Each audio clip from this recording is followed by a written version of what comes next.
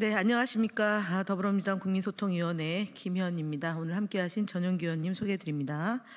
3월 26일 수요일 민주파출소 현황 및 대응 브리핑 드리겠습니다. 먼저 크나큰 참사로 희생된 분들의 명복을 빌며 유족들에게도 깊은 위로를 드립니다.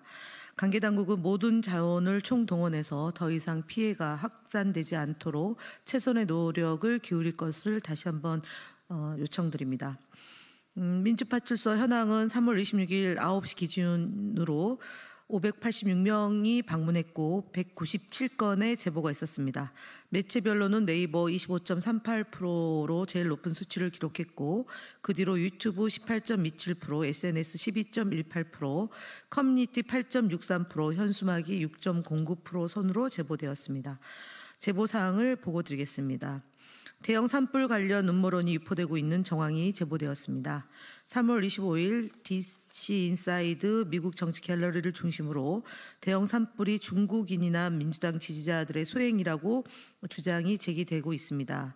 또한 좌파 세력이 다시 불을 지르지 않을 것이라는 보장이 없다. 국가 비상 상황을 선포하고 데프콘을 발령내야 한다 등의 근거 없는 주장도 이어지고 있습니다.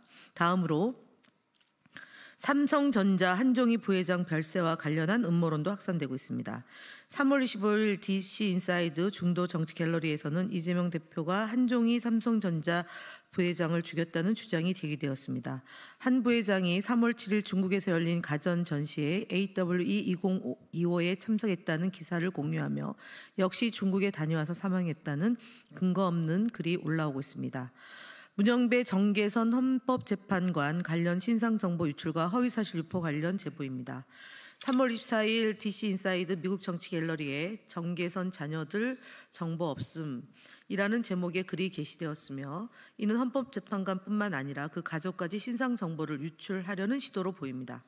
문영배 재판관이 미성년자 성착취물을 공유해 구속됐다는 거짓 정보가 헌법재판소 게시판을 통해 유포되고 있으며 관련 내용을 경찰이 내사 진행 중임에도 불구하고 허위 게시글이 반복적으로 올라오고 있습니다. 대한민국 경찰을 중국 공안과 연관짓는 음모론도 꾸준히 퍼지고 있습니다.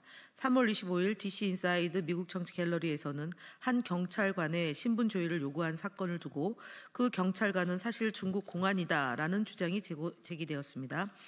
해당 경찰관은 계급이 높지만 얼굴에 주름이 없고 머리숱이 많다는 등의 억지 주장을 근거로 내세우며 대한민국과 중국을 연관지으려는 시도가 이어지고 있습니다. 전농 트랙터 시위와 관련해서는 경찰로 추정되는 인물과 극우 유튜버 안정건이 작전을 모의하는 영상도 제보되었습니다. 영상에서는 경찰이 우리한테 요구하는 게 뭐냐고 묻자 안정건이 트랙터가 6시까지 못 지나가게만 해주면 이후에는 우리가 막겠다고 답하는 장면이 고스란히 담겨져 있습니다. 이어 경찰은 그러면 우리가 요청하는 것도 도와줘야 한다고 말하며 협력하는 듯한 모습을 보였습니다. 이후 안정건 씨는 경찰 섭외가 끝났다고 발언하며 경찰과 극우 유튜버가 공조했다는 사실을 시인했습니다. 다음으로 주요 현황에 대해서 전용기 의원님께서 말씀하시겠습니다. 네, 주요 대응 현황입니다. 이재명 대표와 관련한 허위사실 유포에 대한 제보가 계속 접수되고 있습니다. 특히 대학교 앞에서 확성기를 이용해서 이재명은 김정은의 추종자, 간첩이라는 터무니없는 허위사실을 퍼뜨리고 있는 상황입니다.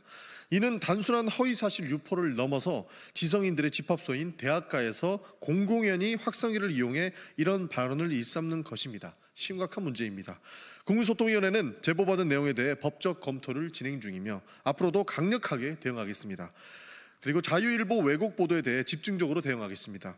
정광훈 목사의 딸 전한나 씨가 대표로 있는 자유일보의 왜곡 보도가 계속되고 있다고 보입니다. 윤석열 대통령의 위법한 불법 개업 시도로 인해 조기 대선 가능성이 높아졌고 이를 민주당이 주도하고 있다는 식의 터무니없는 주장을 보도한 데에 이어 경상도 산불 발생 책임을 민주당에 돌리고 재난예비비 삭감으로 대응이 어렵다는 식의 보도도 이어지고 있습니다. 이러한 보도는 모두 사실에 기반하지 않은 무책임한 왜곡이며 일어나지도 않은 일에 대한 책임을 민주당으로 돌리는 악의적인 프레임일 뿐입니다. 국민소통위원회는 해당 기사들을 언론중재위원회에 제소하고 자유일보에 대한 집중 모니터링을 실시할 예정입니다. 명의도용 유튜브 채널에 대한 대응도 보고드리겠습니다. 이재명은 합니다 TV라는 유튜브 채널이 이재명 대표의 이름을 내세워 후원금을 모집하고 있습니다. 하지만 해당 채널은 정치 관련 영상을 단 한 차례도 게시한 적이 없으며 이재명 대표와도 아무런 관련이 없는 채널입니다. 이처럼 이 대표의 명의를 이용해 후원을 유도하는 행위는 매우 부적절합니다.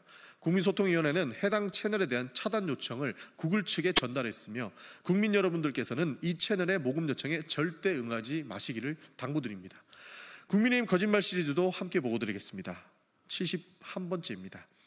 권성동 원내대표는 3월 25일 원내대책회의에서 경북 의성 산불 대응과 관련하여 국민의힘은 지난해 민주당이 삭감한 재난대응 예비비 2조 원을 이번 추경에 포함하여 국민안전망을 복원하겠다며 경북 의성 산불과 재난 예비비 삭감이 전혀 관계가 없음에도 불효불급한 예산을 삭감한 것을 두고 국민안전망 훼손되었다는 허위 조작을 하고 있습니다. 집권 여당의 대표가 할 말은 아닙니다. 최소 20여 명의 인명이 희생되고 다수의 국가유산이 전소된 최악의 산불 피해를 정쟁화시키는 일은 금도를 넘은 행위입니다.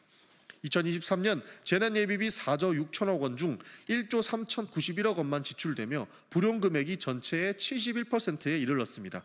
국회 입법조사처 또한 2023년에 근본적으로 예비비는 재정민주주의의 예외로서 매우 한정적인 상황에서만 사용할 것이며 예비비 규모 자체를 계속 줄여나가야 할 필요가 있다고 지적한 바 있습니다. 예비비 삭감으로 참사 대책이 난항이라는 선동은 명백한 허위 날조입니다. 재난 대비책과 2조 4천억 원의 예비비에 더해 재대책 국고 채무 부담 행위로 1조 5천억 원을 추가로 재난 대책에 사용할 수 있다는 진실을 외면하고 정쟁에만 몰두하고 있습니다. 이번 전국적 발생한 산불은 정부, 여야 할 것 없이 한마음으로 대처해야 할 것입니다. 국민의힘 거짓말 시리즈 72번째도 말씀드리겠습니다.